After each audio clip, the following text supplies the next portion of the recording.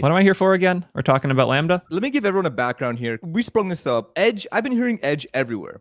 I'm like, okay, interesting. I saw Theo's video. I'm done with serverless. So I was like, okay, what is this? And I just thought of it, like, before I kind of go deep into Edge, like, who's a better person to ask for a proper rundown than Theo himself? We're going to learn about Edge. We're going to do some code. Theo basically said, get your editor ready. And I'm like, dude, I haven't programmed on stream in like literally 2 years. Where does one start for this? So I think the first important concept to understand is servers versus serverless. The general idea is, for a long time, we had a service on the internet that we wanted to run and take requests, return responses, and do all the things we do with web servers. You had a box that was running somewhere, usually running Linux. You're running some type of web server persistently to take in requests and return responses. The serverless paradigm was largely pushed by Amazon with the Lambda product to encourage us to not think about how many servers we have, which ones take what requests where. Instead, Amazon will spin up infra for you based on the request that's actually been made. So you don't have to sit there with a bunch of servers idling with no requests, and you don't have to worry if more requests come in than you have the servers for, because a new server is made for every request and it is deleted when the request is done. That paradigm was very, very powerful. The whole idea of serverless is, can we avoid all of the process around spinning up, taking down, and distributing our service, and just make the service we need when a request is made?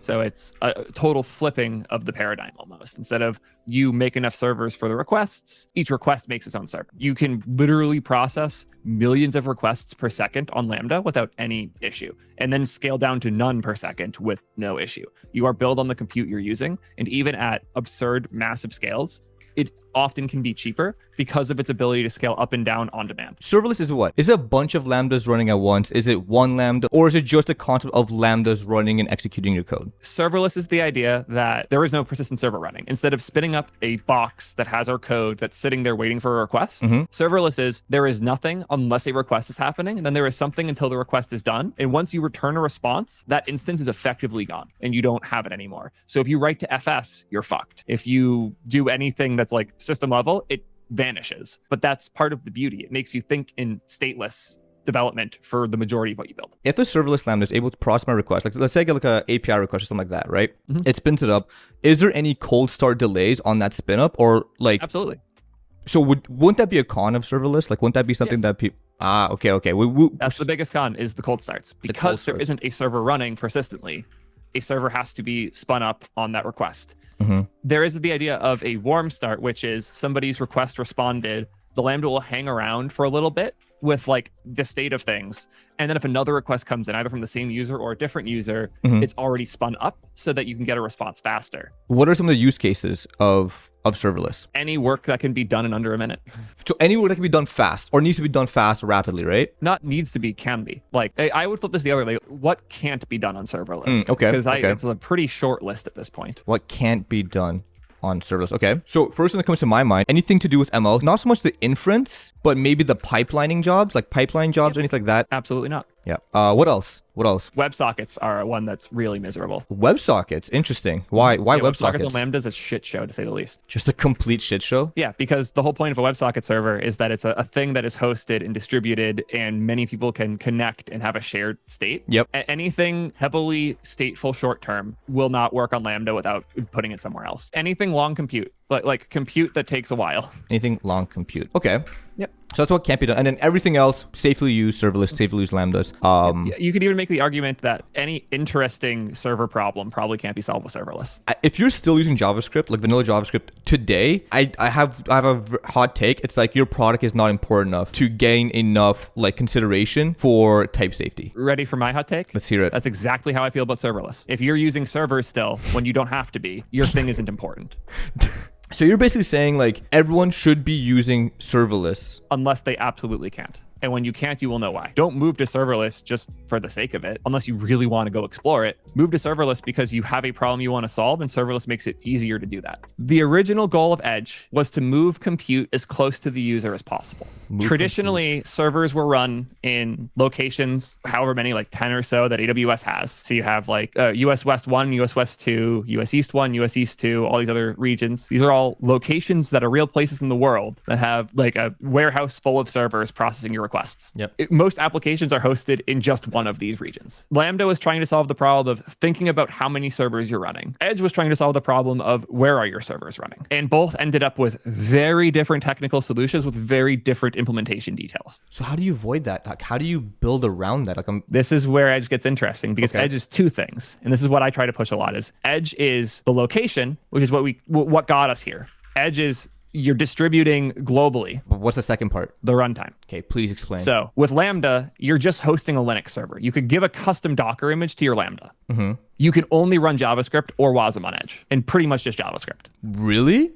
Yes. And you can't even run Node. It's not Node compatible. What? I did not know that. I'm not even like I had no idea. The reason they have this restriction is the Edge runtime. I believe it's open source, and there's other open source implementations now. It's basically taking a bunch of V8, like the JavaScript virtual machine that Google made for Chrome, the V8 virtual machine. They have a bunch of V8 isolates just running on servers, waiting to load your JavaScript bundle, run it quick, and then throw out the bundle. Being so focused with TypeScript or built around TypeScript or anything like that, and like having proper support for your runtime, like is Edge, I guess, worth it? Is Edge right now at its current state worth a potential investment? I would argue absolutely. Mm-hmm. And the tools have gotten so much better. We'll go there because I'm going to show you, we're going to do some Edge deployments at some point during this, but cool. It's more than there. Mm-hmm. Approximately, how long ago is this blog post? About a year and a half ago, roughly. Okay. Vercel introduced a middleware feature into Next. Okay. The goal of this feature, if you scroll a bit, you can see the code, was to make it really easy to, in your Next application, take a request and receive a response, to do things like redirecting users if certain pages were out of date. The goal of the middleware was to give you a very fast running thing that happens before every request. So you can do something like forward them to the beta site or like fail them if they're not signed in without having to do all of the processing Next normally has to do. Mm-hmm. And this is something that like you want this to run immediately because you have a cookie and you want to send them to one of two different pages. Can you see why putting this on a Lambda would suck ass? Cold start. Yes, because now if we're being redirected, it's going to take 3 seconds to redirect us. Yep. And then possibly if there isn't another Lambda warmed or the Lambda that ran the middleware is different from the Lambda running the code, we're going to eat 6 seconds of cold starts, 3 seconds just to get to the right one, then 3 seconds to get the response back. Vercel mostly used AWS for everything. I don't know. I think they used CloudFront for their CDN. I'm not positive, but they were pretty much all AWS. They didn't have Cloudflare being used internally. Okay. Because no AWS product allows them to do what they needed to do with middleware. There is nothing on AWS that can respond with the constraints I just described. It does not exist. Because of that, they had to adopt Edge Functions on Cloudflare for this one feature. So as crazy as it sounds, starting with Next 12, you could make a different file, the middleware.ts file. That file deploys on Cloudflare globally. Everything else goes under a Lambda normally. That is powerful. That is very powerful. Scroll down a little further. Because Vercel now had the ability for Cloudflare Edge deployments in your Next app, this was the point where they stopped restricting that to just middleware. There are two big problems with accessing your database from your Edge. So the first one is all SQL database connections happen outside of JavaScript. They happen somewhere in native land with like direct network access. Mm-hmm. So like Prisma uses a Rust native binding to connect to your database with a direct SQL connection. Aha. So where does that go on Edge? It doesn't, or it can't right now. Yep. The other problem is it co-location? I called it. I called that. Oh, I should have thought about that. Yeah, I knew it. So what's the problem with location then? Is closely tied to a region, right? Like US West 2, but your API layer is far from US West 2. The connection from your API layer to your DB increases. Like the I don't know if I don't want to say distance traveled, absolutely distance traveled. That's the right way to describe it. Is it actually? It's distance traveled? Yes, distance traveled. Yeah, okay. So the distance traveled between your API layer and your DB is greater, which will cause a worse experience for your user because your user is making one connection to your API layer, but your API layer to your DB is making multiple. And so there's a potential for it to hang because while your API has to travel further to your DB, it has to go back and forth, and that's like the longer it is, the slower it is. But in the positive sense, that where your API layer is closer to your DB or the region, those distances are shorter and they can travel faster. So this diagram, pause it right now. At which point in the day, this diagram. This is exactly what I said. This is exactly what I said.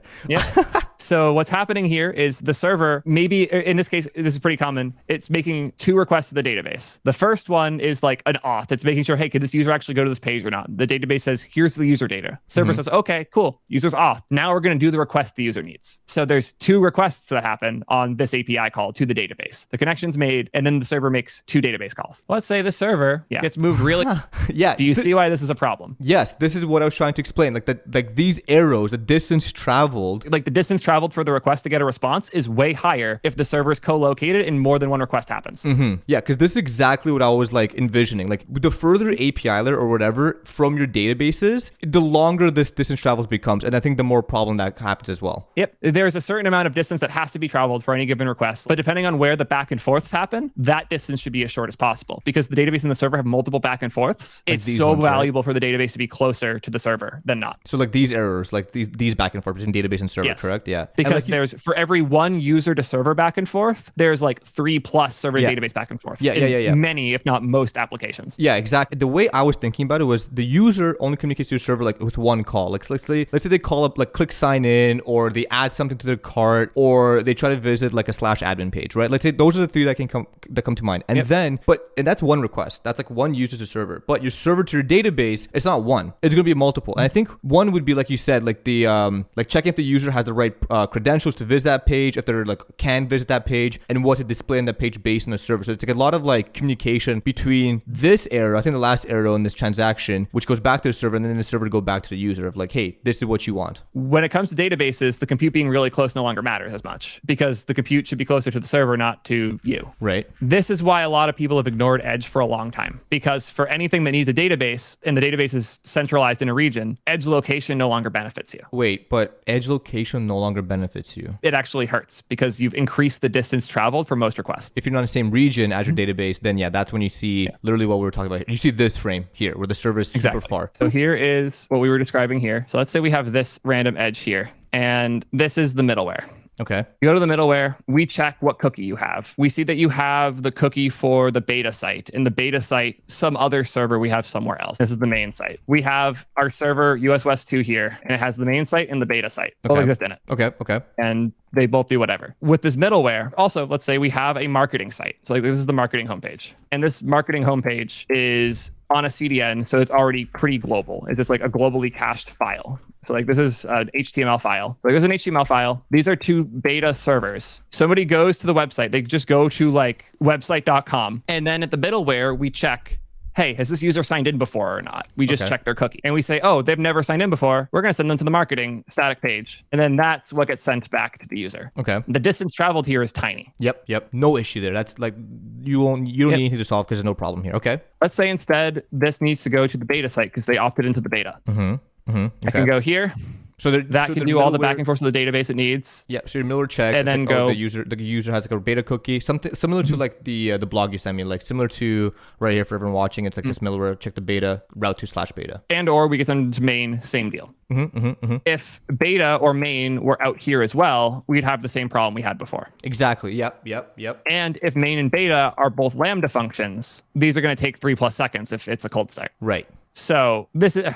So like going to something static and like closely located is great. Going to something dynamic and closely located is bad because this dynamic thing will actually increase the traffic. And funny enough, even though it's intuitive to put this closer to the user, it's actually worse because the database is left far behind. So now we are eating cold starts just because we had to locate the server somewhere. That sucks, right? Yeah. What if we could just tell Edge functions to only run inside of this box? How would it know? How would it know to run in just that US West 2 region? That's it. You put PDX1 for US West 2, you put US East, I think it's IAD or something. But yeah, you just put the region that you want it to run in. And now that's an Edge function that only runs in that region. Obviously super simple. Anybody could read this and understand this. The explanation, this is worth gold. For testing the different database technologies and how latent they are. So there's a planet scale one in here, the Keasley plus serverless SDK. By default, it's just going to test a single query. So if you hit run test, it's going to run these queries. And the way that this works is it shows you the global latency versus regional. Yeah. On the left, it's how much processing time. And on the right, it's the end-to-end time. And you'll see on the right, it's not a very big distance for the end-to-end because on the right, the distance traveled for one request. If you move the server to a different place between you and the database, the total distance traveled is still going to be roughly the same. Gotcha. But if you click up there and change it to 5 serial queries and then rerun, there's going to be a bigger delta. There's going to be a massive delta now, or for the end-to-end latency on the right there. Because like if you're routing to an endpoint that's close to you or a server that's close to you, and then that has to go do 5 back and forth with the database a really long distance, that's going to take 5 times longer than if it was really close. And that's why we see the characteristics here where it's literally 3 to 4 times faster to use a regional edge instead of a global one. And I would absolutely kick myself if I don't make you deploy something with this quick. Ready to open up your terminal and give it a quick shot? Cool. And now at the bottom here, we need to do the export const config equals object. Oh, it's already done? 21 seconds. Nice. They must because it had cached stuff, so it was able to build much faster. And now if we look at the functions, there it is. We have Edge Global and Edge PDX1. Oh, that's so sick. We now have an application that's deploying 3 different infrastructure types effectively, that's as so well as dope. the static home page. So if you hit the static assets, all of that's on a CDN. So we have 4 types of deployments in this one basic application now. Curl syntax, but I think that'll work. Let's try it. Okay, yeah, it does work. Nice. Cool. So hello region. So we can now run that and compare against the different regions. Cool. Yeah, you'll see Edge is better than regions because it's closer to you. Oh, shit. And hello takes way too long. Yeah. There you go. Some chat is going to just overcomplicate and engineer the shit out of this. God, I tweet too much. Here we are. Dude, I realized I don't tweet enough. Chat. I was looking at some stats yesterday. I don't tweet enough. Yes, I am very much overcomplicating things, and it is very fun for me.